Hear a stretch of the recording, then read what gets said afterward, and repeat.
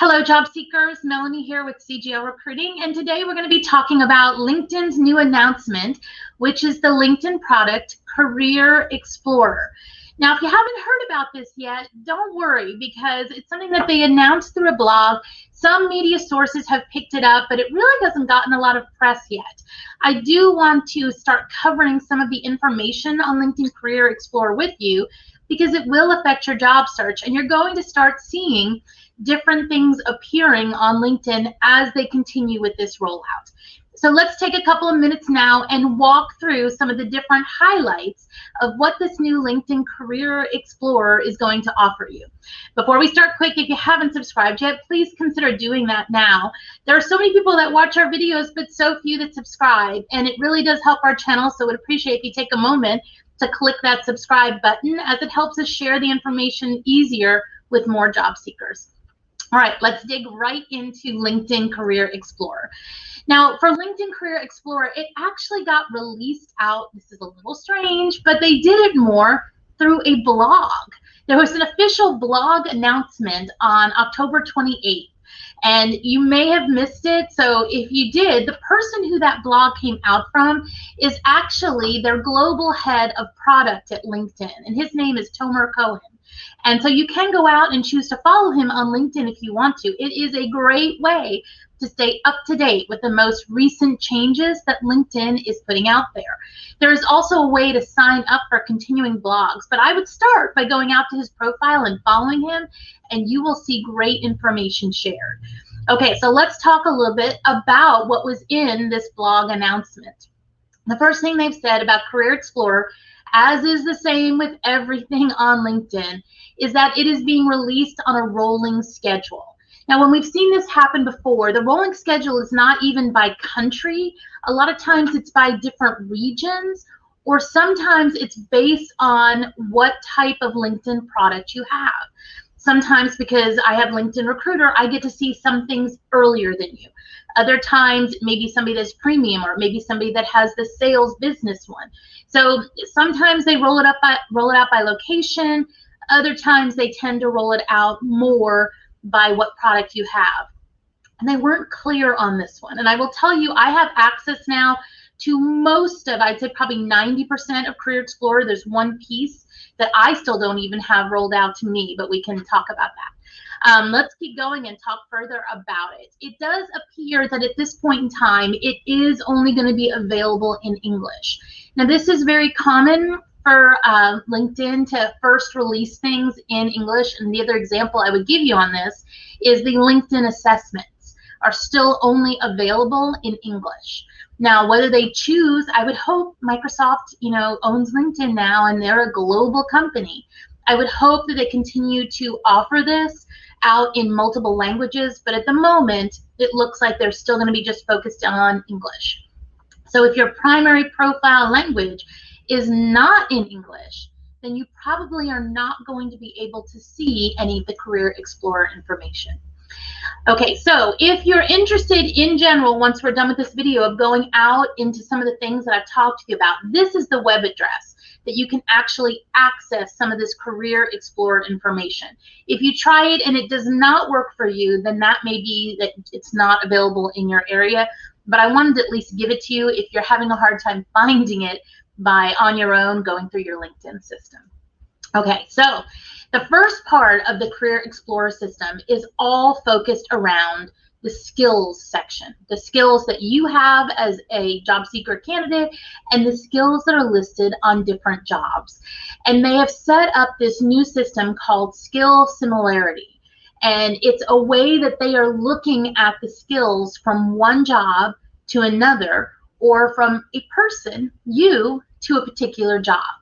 Now, all of the skills, when they're looking at this and they're trying to look at the skills between two different jobs, what they're doing is mapping those skills, connecting to see how much it's in common on those jobs. And if it's more common, then it comes up with a higher scale rating, as opposed to if it's a less common one that appears, it comes with a lower rating. So it's taking the skill assessments you have, not the assessments, just the skills that you have on your LinkedIn profile, and trying to look at it against a job. or in this case, 2 jobs, the job you have, the job you want, and the job that's over here. Now, what they do to try and show you how this skill similarity works is they look at all 36,000 unique job skills that they have created or decided that these are ones that we see consistently from profile to profile, job to job. And then they've also taken those and looked and created a mass of 6,000 unique job titles. And those are the ones that they've mapped against this skill similarity. And so is this available for all jobs? No, absolutely not. This is looking at the 6,000 unique jobs that they found appear the most across LinkedIn. So taking this skill similarity, what they do is, and there's actually an example out there that they will show you, and it's focused on the skill of time management. And they said, okay, this is one of the primary skills that appears on different people's and different job profiles. They said, let's find, if you are really high in time management, what are some jobs that you potentially could move into? And they tied time management as being very, very strong in 3 roles. And in this case, the 3 roles that they did time management against were a food server, a store manager, and an operations coordinator. And that time management on all of the job titles, job postings, everything that's out there, always seemed to be a very, very high skill. And so then what they do is go further, and they match those skills against each other. And they're trying to understand, where do the other skills for those 3 jobs overlap? Well, does this one, do all 3 of these require time management, and they also have these others that are other skills listed for each of these jobs, and they also overlap, or which ones do they not? And then they look at you as an individual, or the system can look at you as an individual and say, okay, here is this job, and here is your skills. Where do your skills overlap with this job, or where are you potentially missing skills that are an area you want to develop? So what they're trying to accomplish here is 3 things. One, they're trying to say, is there careers and stuff that you have not looked at, that you have great skills for, that you may need to be thinking a little outside the box for your future? And you could take this skill, and we see this a lot on this, and this, you might want to look at these different career paths. That's great, right? It's a way to pivot and see if there's something else that you can do as a career, pivoting on the skills that you already have. The second thing they're doing is trying to say, okay, well, which skills do you already, there are jobs available that you have, and which ones do you not necessarily have the skills you need?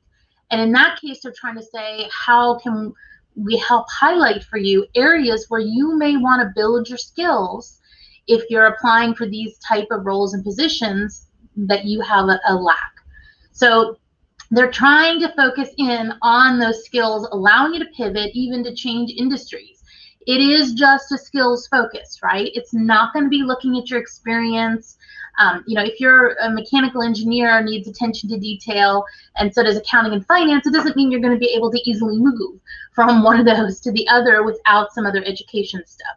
But it's doing a pretty good job of trying to at least map those skills together for you.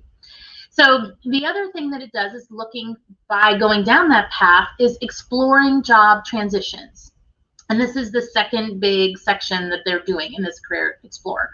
And exploring these job transitions, what they want you to do is first you go in and you select a city. Now it says, your city, but I would say this is whatever city you're targeting jobs for too, because it is pulling jobs local to that city. So don't think that you're stuck with just putting your own city in there. You can put the city that you're targeting as well. So then once you enter in the city, it's going to ask you, what it asks for is to enter your most recent job title.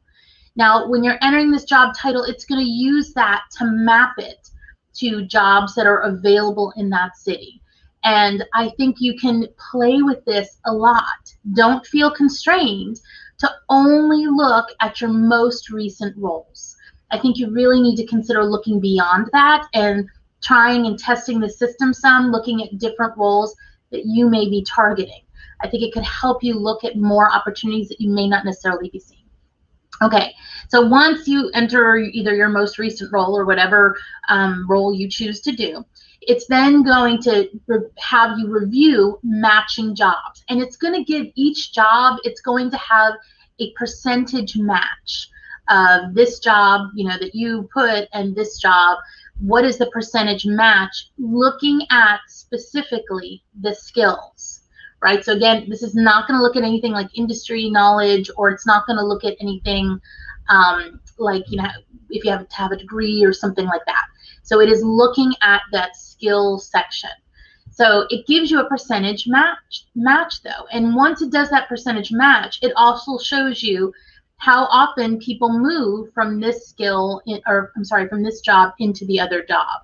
Now, when I tried it a couple times doing a bunch of different job titles, it did bring up some interesting jobs that I wouldn't have thought were such a linear path for somebody to look at for their career. So I do think it's worthwhile you exploring this a little bit and seeing what jobs it matches you against. It's another different way for you to look at jobs based on skills, as opposed to just going out there and utilizing the regular search functionalities. So each job that it matches you to, it's going to, one, have that skill overlap, which is going to say you have these skills and it's requiring these skills, and so that's a good overlap. It's going to give you, here are the skills that you still need to build on because you may not be there yet, and this job historically is requiring these, or with the different postings they have in their analysis, is requiring these skills. And then the last thing it's going to have is a popularity metric. First saw this, I was like, what is a popularity metric when it comes to jobs? And the popularity metric is actually looking at how often somebody moves from the job title you entered into this other job. And there's got to be a lot of algorithms behind the scenes on that, but they've done it looking at other people's profiles and measuring how often this role goes into this role. And so they're trying to, in some ways, I can see this as what is going to be your success of being able to move this. But what they also say is when there was some that came at a really low popularity level when I tested the system, it's, said, it didn't say don't go for this job. It said this isn't kind of like an outside of the box change from one position to another. So it may be like it termed it an untapped potential. So I do think it's worthwhile for you to look and go down that path. What it also then helps you do is it helps the system in general, Career Explorer, then helps you do two things. It helps you find jobs on LinkedIn, right, that are matched, looking at all of those skills and the different things that we just talked about, and also helps you find connections on LinkedIn that are in a position or area that you're targeting. Now, I don't know how all this is going to work. When I tested this part of the system, it brought up, if you're targeting the CHRO role, here are 6 people who you might want to gain a connection with who are in this role who can help you from a career advancement. I love that it may be giving you as job seekers more searches, but I'm not sure how much of a response you're going to get from those individuals being open to accepting connection requests. So I would not recommend you try to blind connect with anybody that they are recommending. If you want to connect with some of the people that it's recommending to you through Career Explorer, what I would say you should do is make sure you do that note. Remember, every time you do a connection, you have the chance of just sending the connection through, or you can do a note. And I think you need to make sure you give a really strong note. Not saying, hey, I'm looking for this job. I think you need to explain how you got to their information. So say something to the point of, hey, I was utilizing LinkedIn's new Career Explorer tool, and I am targeting roles like this, and it recommended you as a possible connection for me as somebody who has already successfully attained this role. I was wondering if you would be willing to connect and be part of my network. And start it there. Don't go in asking for a job. Don't go in asking for a bunch of feedback, explaining how and why you're connecting. What you're trying to do is make sure they don't click that I don't know button, right? You want them to accept, but not click I don't know.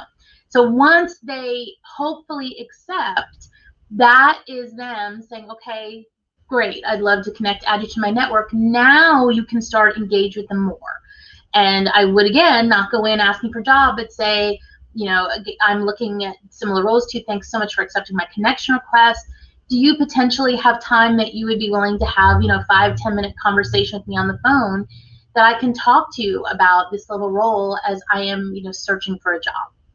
And so it's, you want to have a call to action, but you don't want to hit them too hard in the face with it, right? So I do think you can get other connections that are valuable to you this way, but you do need to tread a little bit softly.